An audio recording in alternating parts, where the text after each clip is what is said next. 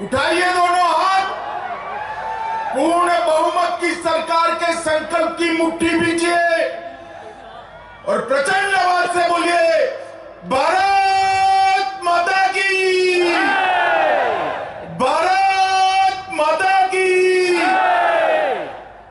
मंच पर उपस्थित भारतीय जनता पार्टी के वरिष्ठ नेता और राज्य के पूर्व मुख्यमंत्री श्रीमान येदियुरप्पा जी, हमारे कर्नाटक के लोकप्रिय मुख्यमंत्री जिन्होंने अभी अभी एक कल्याण कर्नाटक के लिए अपने बजट में हजारों करोड़ रुपया देने का काम किया है, ऐसे बसवराज मुंबई जी, हमारे प्रदेश अध्यक्ष नलिन कुमार कटील जी, पूर्व मुख्यमंत्री जगदीश शेट्टर जी, केंद्रीय मंत्री भगवंत खुबा जी, हमारे सांसद श्री उमेश यादव जी, श्री प्रभु चौहान जी, परिवहन विभाग के मंत्री श्री श्री रामलू जी, रघुनाथ मलकापुरे जी, सिद्धराजू जी, श्री रवि कुमार प्रदेश महासचिव, श्री राजकुमार तेलकुर माननीय विधायक जी, यहाँ के लोकप्रिय विधायक खड़े हो जाओ भाई, सानू सालगार जी, हमारी सहप्रभारी, इसी को चुनना है आपको, हमारी सहप्रभारी बहन डीके अरुणा जी,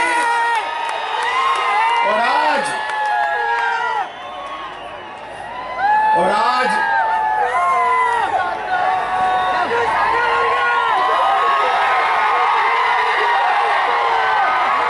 बोलो भारत माता की, भारत माता की।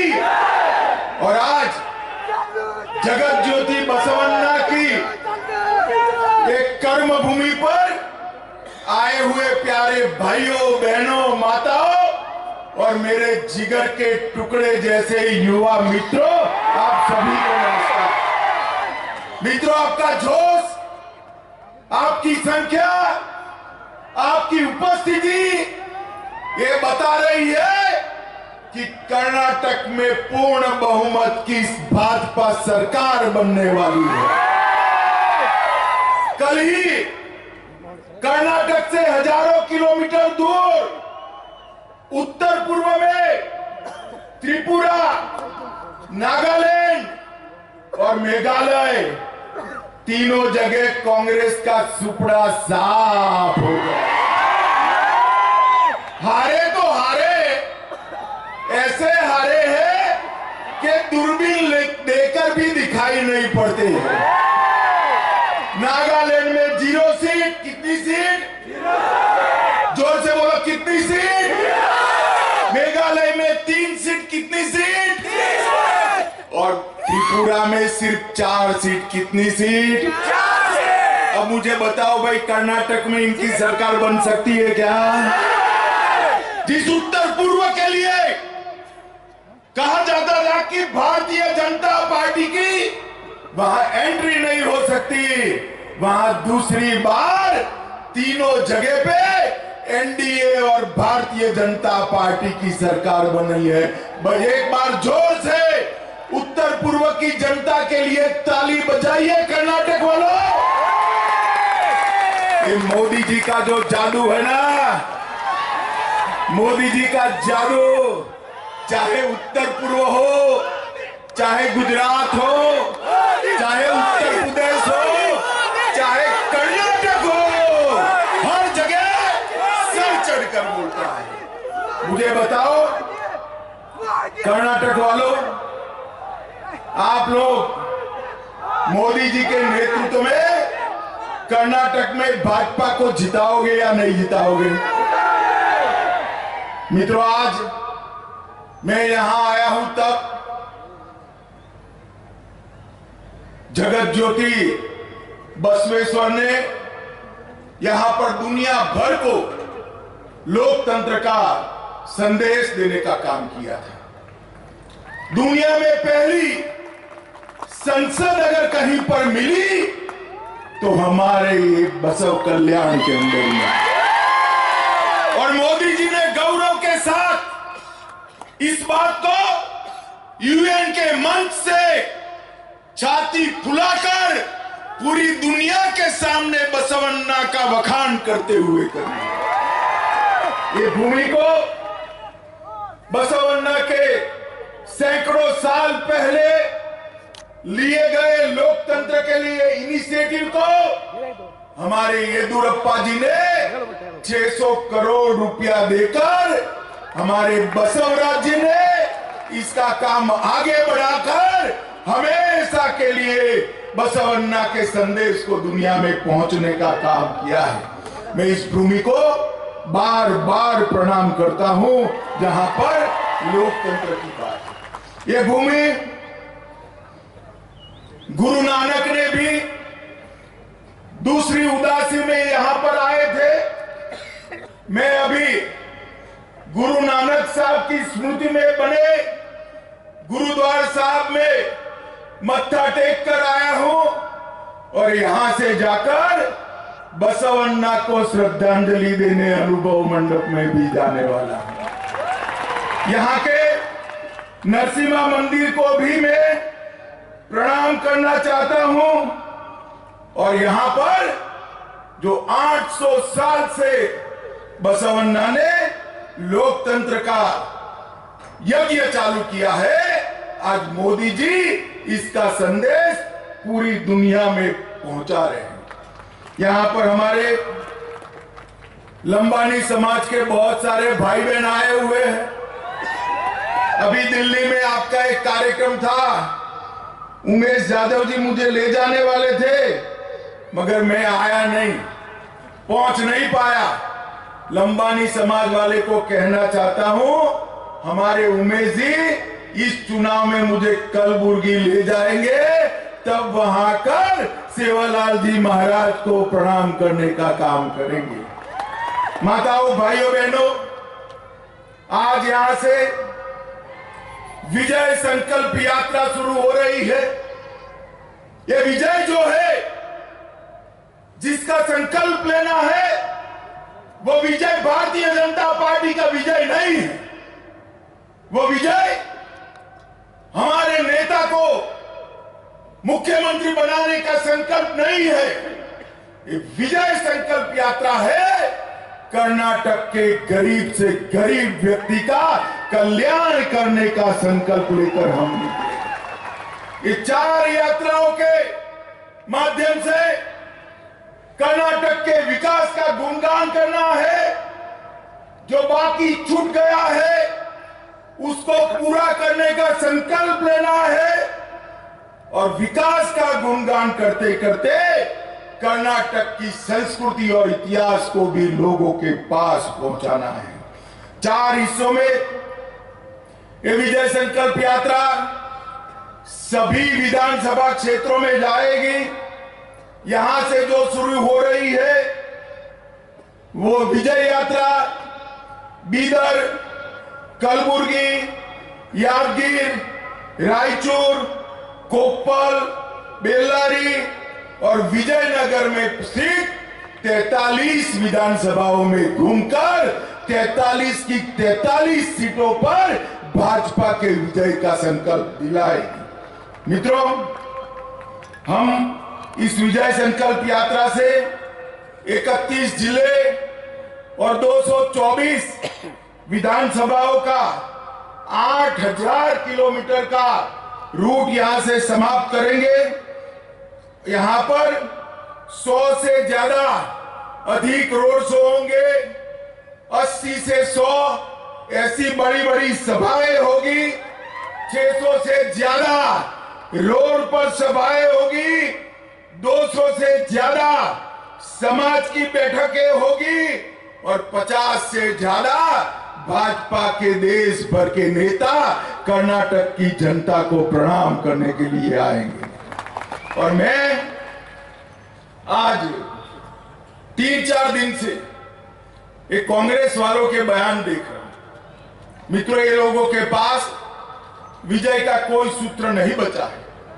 राहुल गांधी के नेतृत्व में एक कांग्रेस पार्टी, इसका स्तर दिन प्रतिदिन गिरता जा रहा है। क्या नारे लगा रहे हैं, क्या नारे लगा रहे हैं? मोदी तेरी कब्र खुदेगी, ये आप पार्टी वाले कहते हैं। मोदी तुम मर जाओ। अरे भाई, आपके कहने से क्या होता है? ऐसा कहने से ईश्वर आपकी नहीं सुनेगा, क्योंकि 130 करोड़ की जनता मोदी जी के लंबे आयुष्य के लिए प्रार्थना। और सुन लीजिए कांग्रेस वालों, राहुल गांधी जी ने जो सूचना दी हो आपको, सिद्धरमैया जी भी सुन ले, डीके शिव कुमार भी सुन ले। जितना कीचड़ मोदी जी पर उछालोगे, कमल इतना खिलकर बाहर। क्योंकि कमल का तो स्वभाव ही है कीचड़ के बीच में सुगंध फैलाने का। आप जितना भी गाली मोदी जी को बोलोगे, कभी भी आप सफल नहीं हो पाओगे। मुझे बताओ भाइयों, माताओं, बहनों, ऐसी मोदी जी के लिए अपशब्द उपयोग करने वाली कांग्रेस पार्टी को वोट देना चाहिए क्या? जोर से बोलो, देना चाहिए क्या?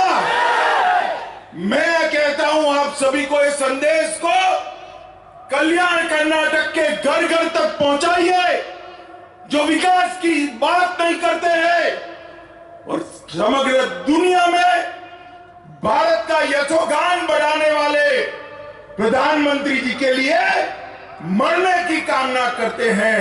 ऐसे लोगों को राजनीति में जगह नहीं देनी चाहिए।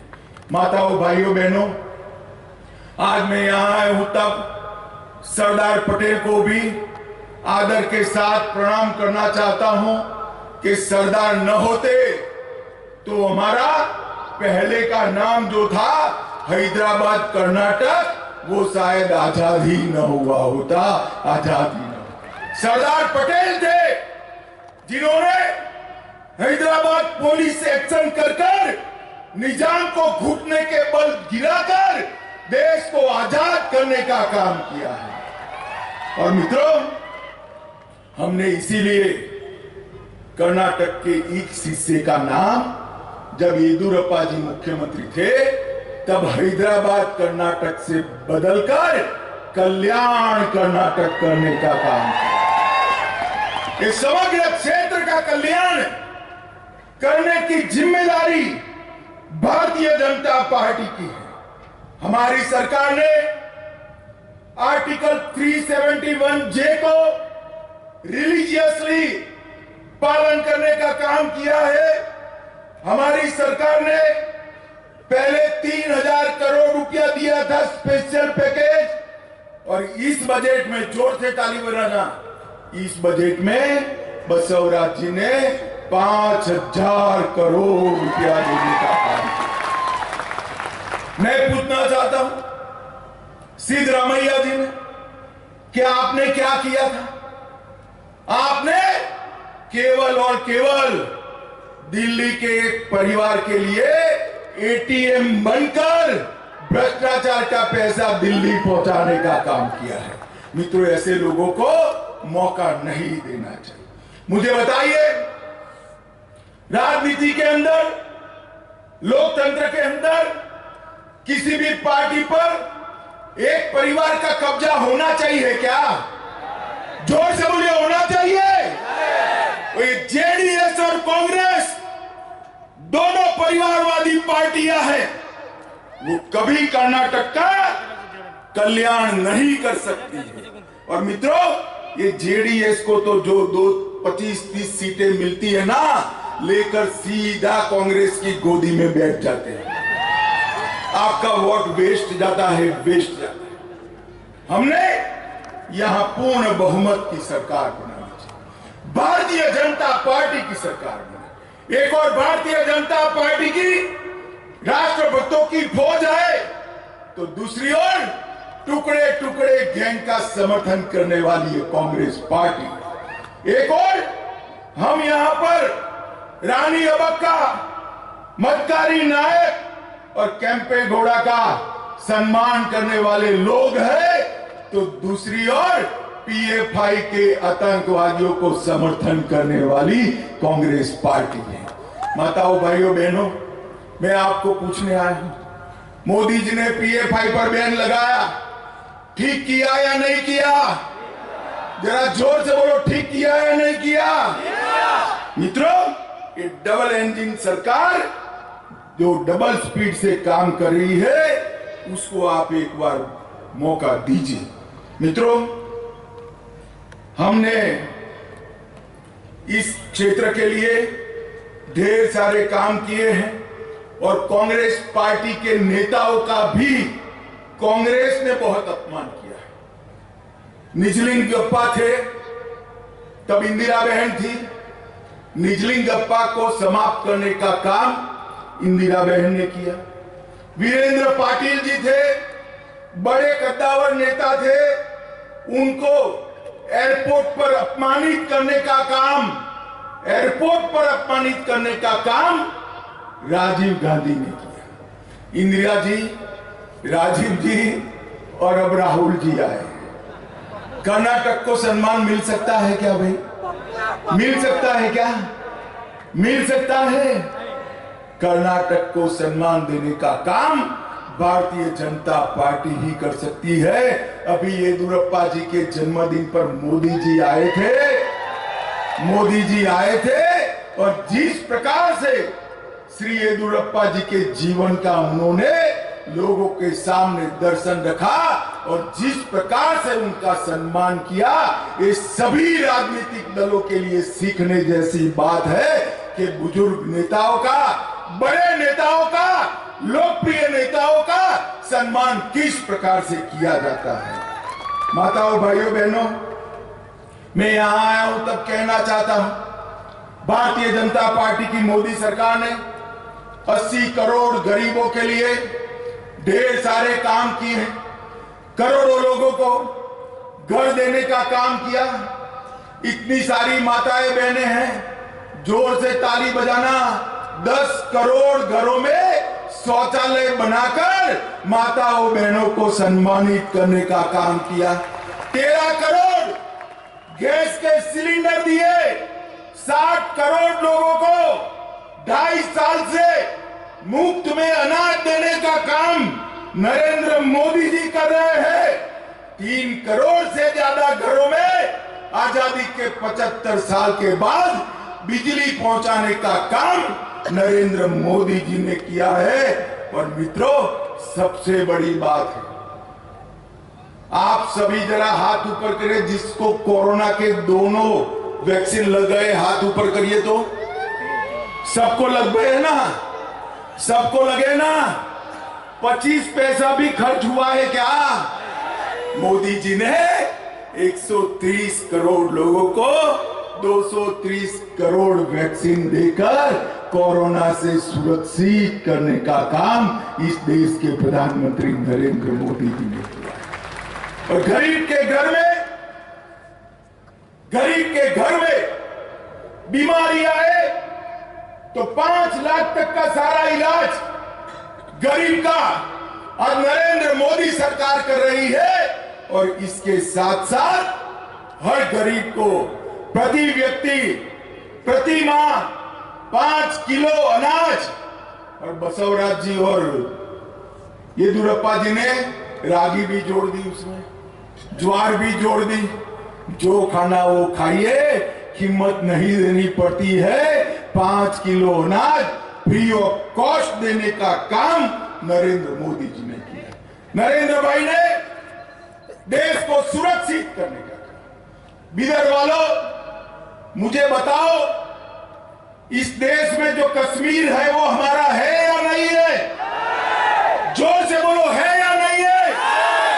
धारा 370 हटनी चाहिए थी या नहीं हटनी चाहिए थी? इस सिद्धरामैया और डीके शिव कुमार को पूछना भाई, जब धारा 370 हटाई, क्यों चू चू चू चू चू चू कर रहे थे? समर्थन करना चाहिए था, नहीं करना चाहिए था? नहीं कर सकते। उनकी नजर उनकी वोट बैंक पर है। मालूम है ना कौन सी वोट बैंक है उनकी? अरे मालूम है या नहीं है? अरे हम भारतीय जनता पार्टी के कार्यकर्ता है, वोट बैंक से नहीं डरते हैं। देश की सुरक्षा सबसे पहले है। मोदी जी ने धारा 370 को हटा दिया, और हटाए तब ये कांग्रेस वाले, जेडीएस वाले भाषण करते थे, रक्तपात हो जाएगा, खून की नदियां बहेगी। अरे छोड़ो रक्तपात, डीके शिव कुमार, सिद्धरमैया बाबू, रक्तपात छोड़ो, खून की नदियां छोड़ो। किसी की कंकड़ चलाने की हिम्मत नहीं हुई है कंकड़। ये नरेंद्र मोदी सरकार है। मित्रों, मैं पूछने आया हूं, राम मंदिर बनना चाहिए या नहीं बनना चाहिए? सुनाई नहीं पड़ता है।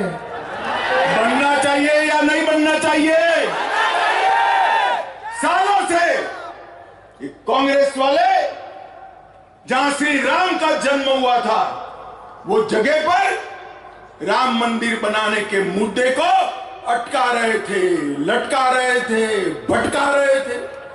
एक दिन मोदी जी ने बड़े सवेरे राम मंदिर का शिलान्यास कर दिया और वहां भव्य राम मंदिर बना। जय श्री राम। काशी विश्वनाथ का कॉरिडोर बन रहा है, केदारनाथ बद्रीधाम इसका उद्धार हो रहा है, सोमनाथ का मंदिर सोने से मढ़ा जा रहा है, और यहां अनुभव मंडप भी भाजपा की सरकार बना है। हमारी सांस्कृतिक विरासत को हमने आगे बढ़ाने का काम हमने किया है। मित्रों, 7700 करोड़ रुपए से 411 किलोमीटर लंबी बीदर कलबुर्गी बेल्लारी रोड नरेंद्र मोदी सरकार बना रही है, और कर्नाटक सरकार ये मुख्य कनेक्टिंग रोड को विकसित करने का काम कर रही।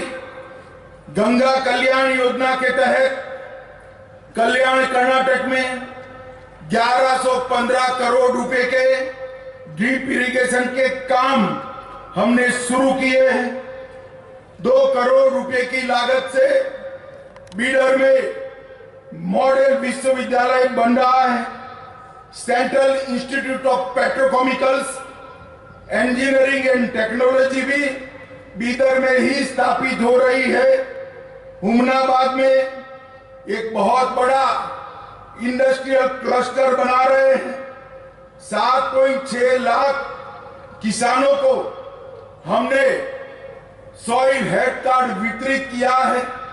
6 नम्मा क्लिनिक भी स्थापित किए हैं, और अकेले बीदर जिले में 2.25 लाख लोगों के घर में नल से जल पहुंचाने का काम भी ये भारतीय जनता पार्टी ने। येदियुरप्पा जी हमारे बहुत बड़े किसान नेता हैं।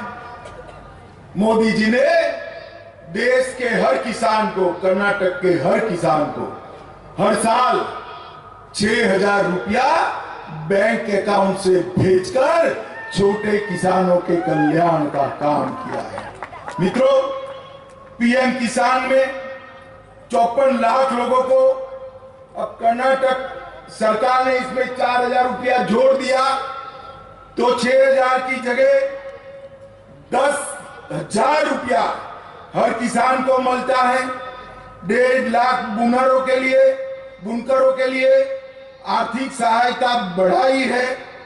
ऊपरी भद्रा परियोजना, ये कांग्रेस वाले पूछ करते हैं क्या होगा क्या होगा, मैं कहकर जाता हूं, ऊपरी भद्रा परियोजना संपूर्ण केंद्रीय खर्चे से 5300 करोड़ रुपए के खर्चे से भारतीय जनता पार्टी की नरेंद्र मोदी सरकार समाप्त करेगी। और ये मुद्दा बना रहे हैं, कलसा बंडूरी परियोजना 1000 करोड़ रुपए से बसवराज जी ने शुरू की है। ऊपरी कृष्णा परियोजना चरण 3 5000 करोड़ रुपए से चालू की गई है। एतिना हॉल परियोजना 3000 करोड़ से चालू की है। और रेलवे में कांग्रेस ने जो पैसे दिए थे यूपीए सरकार के 10 साल के कार्यकाल में, इससे 9 गुना पैसा नरेंद्र मोदी जी ने 8 साल में देने का काम किया है। 8 साल। सिद्धरामैया जी यहां आओ तो हिसाब लेकर आना। हमने 8 साल में रेलवे के लिए 30,000 करोड़ रुपया कर्नाटक को देने का काम नरेंद्र मोदी जी ने किया। अभी बसवराज जी ने अनुसूचित जाति के रिजर्वेशन में 2% की बढ़ोतरी की और ट्राइबल रिजर्वेशन में 3% से बढ़ाकर 7% करने का काम ये भारतीय जनता पार्टी की सरकार ने किया है। और ये लंबानी समाज वाली बहनें बहुत परंपरागत वेश पहनकर आई है। मोदी जी की सरकार ने, बसवराज जी की सरकार ने 50,000 लंबानी समुदाय के लाभार्थियों को हक पत्रक मोदी जी ने अभी दिया है और आपको आपके घर का मालिक बनाने का काम किया। अब ये बोल करते हैं हम सरकार बनाएंगे। भाई पहले ये तो तय करो आपका नेता कौन। 10 लोग हैं, कांग्रेस अध्यक्ष साहब अब अध्यक्ष बन गए, वो तो रेस में आ नहीं सकते, वो बेटे को आगे कर रहे हैं। स्वयं 2 लोग तो है ही, सिद्धरामैया जी ताल ठोक रहे हैं, डीके श्री कुमार ताल ठोक रहे हैं, 2 और भी लोग हैं। 10 लोग मुख्यमंत्री बनने के लिए एक कुर्सी की खींचतान कर रहे हैं। ये कर्नाटक का भला करेगा क्या? जोर से बोलो, करेगा क्या? माताओं, भाइयों, बहनों, भाइयों, मैं आज बड़े मन से अपील करने आया हूं। मोदी जी के नेतृत्व में पूर्ण बहुमत की भारतीय जनता पार्टी की सरकार ही कर्नाटक का भला कर सकती है और ये हमने कर दिखाया है, देश भर में भी कर दिखाया है। गत चुनाव में थोड़े वोट आपने कम दिए, थोड़ी सीट हमने कम दी, एक लंगड़ी सरकार बना दी। तो हमारे दोनों मुख्यमंत्रियों को काम करने में बहुत दिक्कत आती है। इस बार गलती मत करना, पूरा मैंडेट मोदी जी को दीजिए।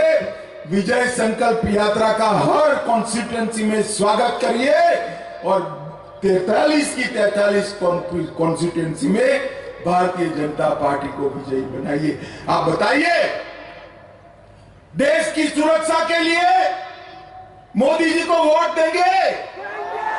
जोर से बोलो, देंगे? $5 ट्रिलियन की इकोनॉमी के लिए मोदी जी को वोट देंगे? गरीब कल्याण के लिए मोदी जी को वोट देंगे? किसानों के भले के लिए मोदी जी को वोट देंगे? माताओं बहनों की सुरक्षा और सम्मान के लिए मोदी जी को वोट देंगे? कमल के निशान पर बटन दबाएंगे, बसवराज जी के हाथ मजबूत करेंगे। तो मेरे साथ दोनों हाथ उठाइए, दोनों हाथ उठाइए, एक मुट्ठी बीचे और प्रचंड आवाज से बोलिए, भारत माता की, भारत माता की, भारत माता की, वंदे वंदे वंदे।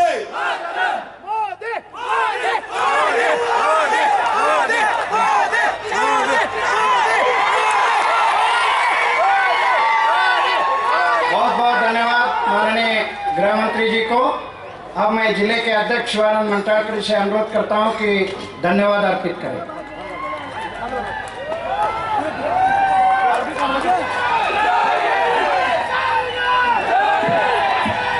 ವಿಜಯ ಸಂಕಲ್ಪ ಯಾತ್ರೆ 3ನೇ ತಂಡದ ಇಂದು ಒಂದು ಉದ್ಘಾಟನಾ ಸಮಾರಂಭಕ್ಕೆ ಆಗಮಿಸಿರುವಂತಹ ಉಕ್ಕಿನ ಮನುಷ್ಯ ನಮ್ಮ ಕೇಂದ್ರದ ಗೃಹ ಸಚಿವರಾದಂಥ ಸನ್ಮಾನ್ಯ ಶ್ರೀ ಅಮಿತ್ ಶಾ ಜಿ ಅವರಿಗೆ ಭಾರತೀಯ ಜನತಾ ಪಾರ್ಟಿ ಬೀದರ್ ಜಿಲ್ಲೆಯ ವತಿಯಿಂದ ಬಸವ ಕಲ್ಯಾಣ ವತಿಯಿಂದ ಧನ್ಯವಾದಗಳನ್ನು ಅರ್ಪಿಸ್ತೇನೆ.